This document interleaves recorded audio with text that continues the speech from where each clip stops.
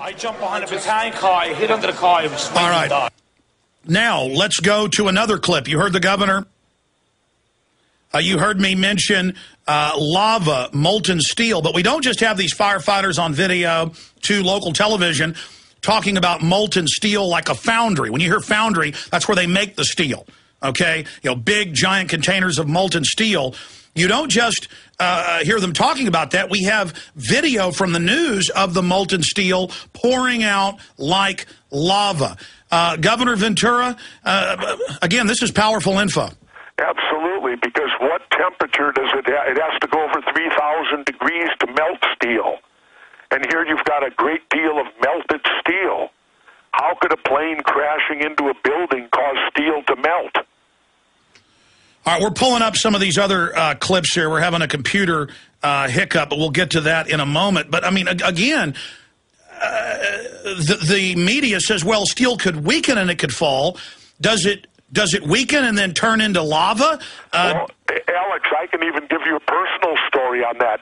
It was like 2 to 3 weeks after the event that my wife and I were accompanied by Governor Pataki, and we were allowed to go right into the ground zero when the workers were there attempting to clean up shortly thereafter. And it didn't really dawn on me that day because, again, you're kind of numb when you go there, and it's like walking into where a hurricane is hit after the fact, and you see all the destruction and devastation.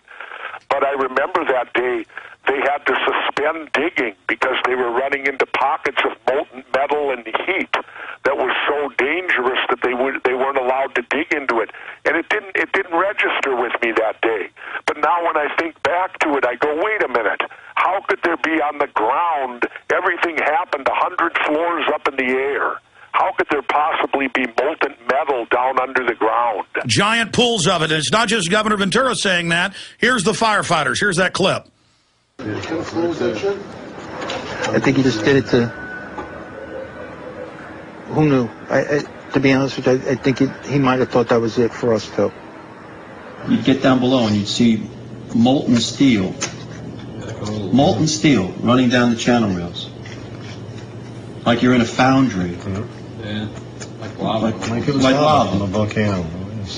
Wasn't a lot of screaming. All right. Wasn't a lot of yelling. Now, Governor, here's the key before we get to the new clips.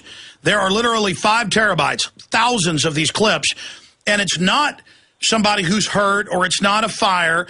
The clips that NIST for 9 years has blocked, but under a lawsuit by the International Group on 9/11 Studies, they've been able to get these videos, and all the videos are firemen talking about molten steel, bombs, are firemen talking about all this incredible stuff. I mean, is that not evidence of a cover-up right there? Well, obviously it is, because you notice that they don't include that in their report at all, do they?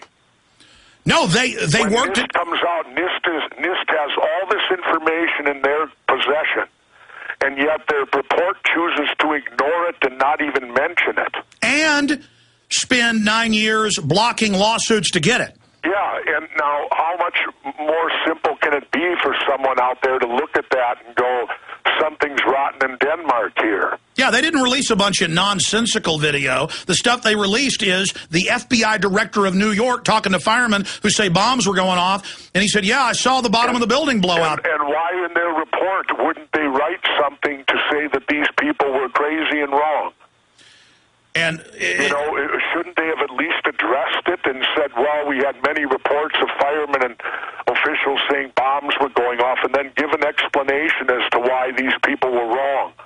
Well, we not only have this new video that just came out yesterday, as they called for the video of the FBI director in New York saying this, we have the local newscast that day saying the FBI director of the city said they're looking at bombs. So we have it from both angles. This is all new, ladies and gentlemen. Here's the first new clip that they released 2 weeks ago, culling through these. This is a group of firemen with blood pouring out of their faces who have been seriously hurt. One guy's got his face all smashed in. And he looks up, and they're talking about how after the planes hit, they were going in, getting ready to go up, and there were explosions in the lobby. And then one fireman looks up and says, we got to get out of here. There could be bombs in all these buildings. Here's this new video that NIST didn't want any of you, including Governor Jesse Ventura, to see. Here it is. What happened? was in the explosion. We was in the lobby, and the third explosion, the whole lobby collapsed on us. What was it like? What was it like? Horrible. It's like hell. You don't want to know. The whole building just collapsed on us inside the lobby. Is that a secondary explosion? Yes, it was. That was the planet, probably. Yeah, definitely secondary explosion. But we was inside waiting to go upstairs, and on the way upstairs, the whole thing blew. And we just collapsed on everybody inside the lobby. Similar to the first tower coming down, secondary? I don't know about the first one, but I know the second was terrible. Then there was a third one too after that one. Third explosion after that? That's right. Everybody was inside the building, waiting to go upstairs, and they just let loose. Everything just let loose inside the building. So what you told me is that there was a plane or whatever hit the building, then a secondary explosion. It was like 3 explosions after that. We came in after the fire. We came when the fire was going on already. We was in the staging area inside the building, waiting to go upstairs. And then exploded. The whole lobby collapsed on the lobby inside. And this mayhem after that? No, just man, everybody tried to make their way out. Just trying to help all the brothers get out. A lot of people trapped inside. I was sitting in the Brooklyn Navy Yard across from Brooklyn. We watched the first explosion. As we were watching the buildings, we saw a black, very large airplane fly right into the second building. It came out of the south, right in front of our eyes. Just, it was so surreal, like a movie set. Second and third explosions also, right? We were in the building for the third one. It collapsed. I was on this drive here for the other one. People don't understand. There may be more. Any one of these buildings can blow up. This ain't done yet. How does this? This is on top of this. All right. Now there he is saying this ain't done yet, and that was shot at about 12 noon. He was right. 5.5 hours later, they weren't done yet. Governor, you just heard 3 firefighters, one of them senior, saying bombs going off, explosions in the South and North Tower. And what's unique about it, you also heard them say they were in the prepared area getting ready to go up. So that clearly lets you know this was before any of the buildings collapsed at all, that these other explosions were going on. Now, how can the government sit and say that they ignore this type of testimony? Well, how come there's nothing written about this in any of the reports? Clearly that shows that what they've told us is just plain BS. Well, here's my problem. We only got about 20 minutes left with you, and I haven't even gotten into a tenth of these. I literally, sir, have hundreds. And well, most. Let's play some more then. Okay, this next one, and again, people can watch this at Infowars.com. We've got a video stream there. This is another NIST video that they tried to suppress. And it shows Building 7 before it collapses in cascading explosion noises that go on and on and on and on. Let's go ahead and just play a short part of that. Here it is.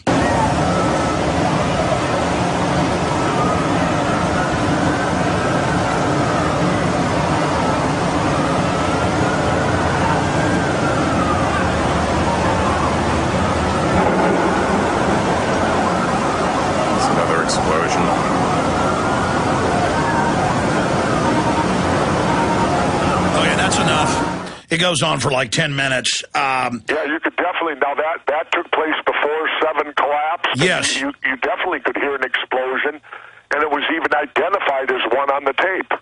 And then we have local news out there with their cameras before the first plane hits. You hear it coming in, and then you hear boom, boom, boom, boom, and then the plane hits, and that's what the other witnesses, like Willie Rodriguez, said. About 10 seconds before explosions, then the plane hits. This is incredible. Governor, your take on this? Well, again, this is evidence, I guess, that we're all supposed to say, don't believe our lying eyes and don't believe our lying ears. Let's play another clip that was on CNN that day. This is, and I've interviewed the police and firemen that were there, and it was on a local news station. Craig Bartmer and others were told there was a countdown, get back, and then they said, run for your lives, and they heard the 10, 9, 7, 8, 6, 5, 4, 3, 2, 1. And here you see policemen saying, get back, that building's about to come down, get back, that building's about to come down, and that's what Silverstein tells us. And what building are they referring to, 7? They're referring to Building 7. Okay. Let's go ahead and play the clip. Here it is.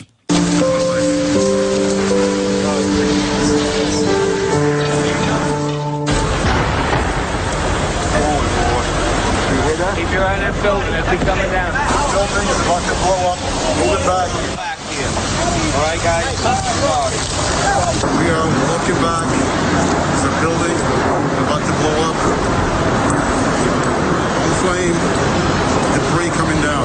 Just in the last few seconds, another building, building number 7, one of the buildings in support of the World Trade Center towers. Governor Ventura.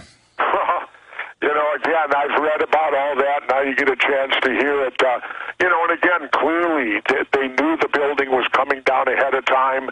And, you know, you look at the 9/11 Commission, they didn't even address Building 7. There isn't one word in their entire report that even deals with building number 7, and NIST didn't even bring out the report until 2 or 3 years after, you know, they waited until, you know, the storm had already left sight from everyone because, you know, we in the United States, most people, they have about a 6-month attention span. Well, most Americans don't even know about Building 7, but in most cities it'd be the biggest building in the town. Yeah, it was 49 stories high, which is not a small building by any stretch of the imagination. Now, it is small when you put it next to the World Trade Center towers, but as you said, Alex, in an average city, it would be a major, major building.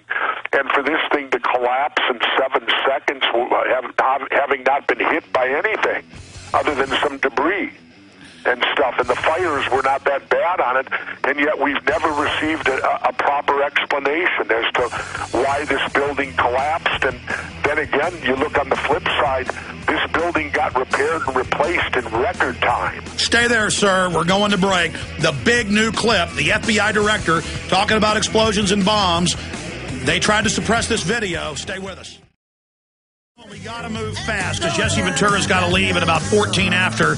Next hour, we got a bunch of other news and info coming up, but we're going through all these clips. This is only the tip of the iceberg. Before I go into the big news with the FBI director of New York saying the same thing you just heard police and firemen say, Governor, we talked this morning about a new investigation. What's your statement on having all of this conclusively proving a cover-up? What do you think we should do as a nation? Because clearly everything that was done under Bush is just continuing. We have no future. You know, Tyrell and your daughter, and none of us have any future if we don't stand up. They're going to stage more terror if we don't expose it. Well, that's just it. What do we do, you know, when they control the power and they control who gets to investigate?